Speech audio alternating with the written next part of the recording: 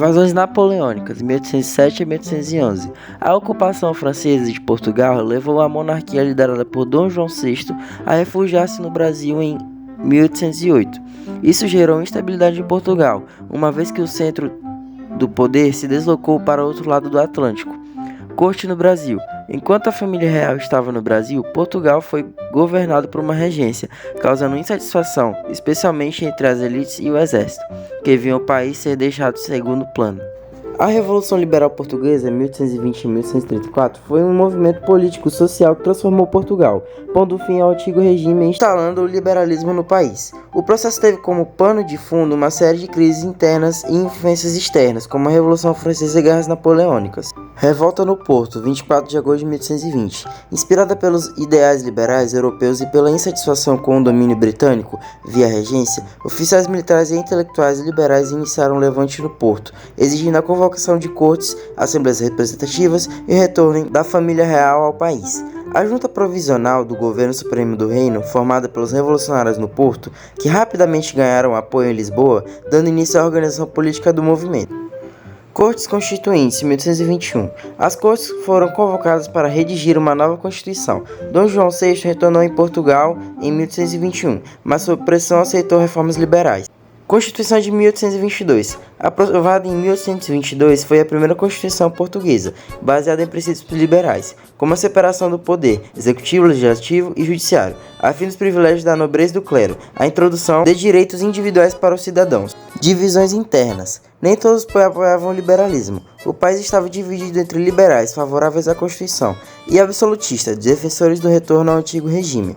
Revolta de Vila Francada, 1823. Sob a liderança de Dom Miguel, filho de Dom João VI, os absolutistas tentaram restaurar o poder absoluto do rei, levando à suspensão da Constituição de 1822. O regresso de Miguel, 1828, após a morte de Dom João VI, em 1826. Dom Miguel foi nomeado regente de Portugal e, em 1828, declarou o rei absoluto, dando início a uma fase de repreensão ao movimento liberal.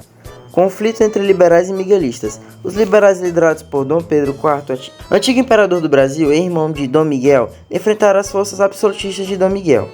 O confronto culminou nas guerras liberais, também chamadas de guerras miguelistas. Desembarque do Mindelo, 1832. Dom Pedro liderou um exército liberal, que desembarcou em Portugal, perto do Porto, iniciando a ofensiva contra Dom Miguel. Os liberais acabaram por vencer a guerra com o apoio do Reino Unido e da França.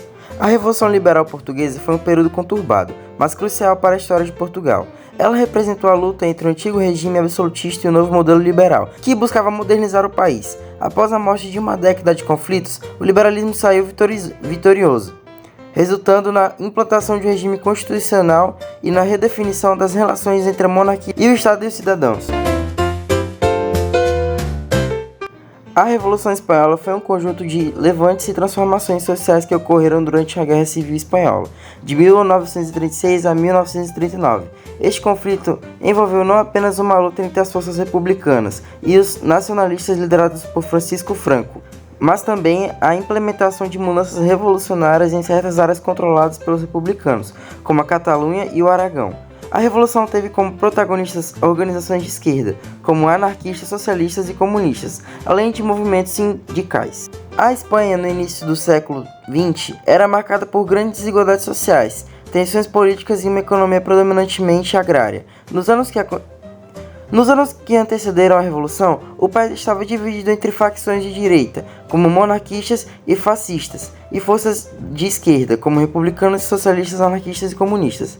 Em 1931, a Segunda República Espanhola foi proclamada tendo implementar reformas agrárias, educacionais e políticas, mas encontrando forte resistência dos setores conservadores.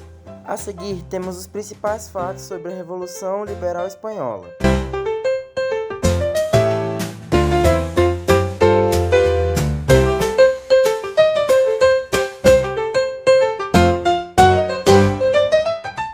Para finalizar a Revolução Liberal Espanhola, temos os impactos e consequências. A Revolução Espanhola foi uma das experiências mais radicais de transformação social e econômica na Europa Ocidental, especialmente pela coletivização e gestão operária em grande escala. No entanto, foi profundamente marcada pela divisão interna da esquerda e pela repressão fascista, com a vitória de Franco, todos os ganhos revolucionários foram revertidos e a ditadura franquista perseguiu violentamente todos os grupos que participaram do movimento revolucionário. Revolução na América Central. Primeiro vou estar explicando sobre o conceito. A Revolução na América Central em 1820 refere-se a um período agitado em termos de política e sociedade que atingiu a independência das províncias da América Central do domínio espanhol.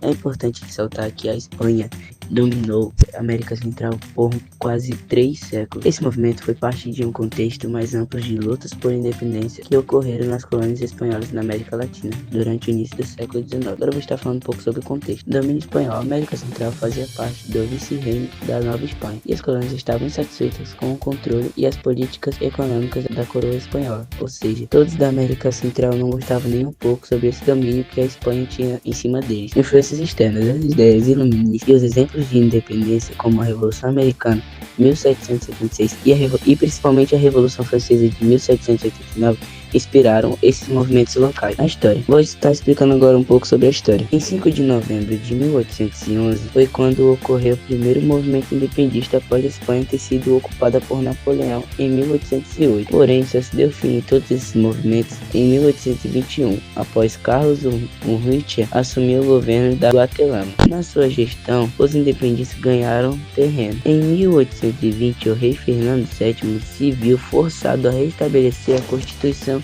de 1812 na Espanha, que permitiu implementar na região a liberdade de imprensa. O México teve sua total independência em 24 de fevereiro de 1821. Gainza, que foi quem assumiu o cargo de Carlos Urrutia após sua renúncia, Gainza reuniu junta de notáveis compostos por arcebispos, deputados, chefes militares, prelados de ordens religiosas e funcionários da fazenda. José Cecílio Del Valle, um dos notáveis, fez um longo discurso e o povo que assistia ao ato pediu aos gritos a independência, que foi proclamada em 15 de setembro de 1821. O ato da independência foi proclamado por Guatemala, pondo fim ao domínio de quase 3 séculos da Espanha, como eu disse anteriormente. O ato da independência foi firmado por Guatemala, Honduras, El Salvador, Nicarágua e Costa Rica.